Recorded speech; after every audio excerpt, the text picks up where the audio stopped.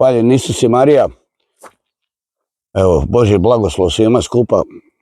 Javljamo se iz rodnog mjesta našeg Blage Zadre. Tu nas je kolega dovezao. Ledinac kraj Gruda. Tako je. Današnji dan hodočašća, s obzirom da je blagdan duhova, preporučit ćemo svima da svoje molitve nakane za duše u čistilištu, za obiteljsko stablo, jer kako nasljeđujemo fizičke osobine i psihičke, tako i duhovne. Masu duhovnih hrana je ostalo na našem nasljeđu od naših predaka, tako da ih sve predamo Gospodinu, neka čini po svojoj volji. Dobili smo duhovnu košaru koju nosimo Gospi.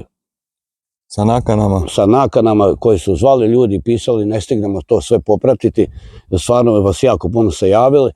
I tu duhovnu košaru stavite svoje namjere. I nakane mi ćemo predati Gospi da preda svom sinu. Evo, Toni, da li imaš što za završnu riječ, osim da i najavljujemo 13. i 14. postaju križnog puta, tako da ćemo sa današnjim danom sa križnim putem završiti. Plan nam je doći. Danas dolazimo do popodne negdje u Ljubuški.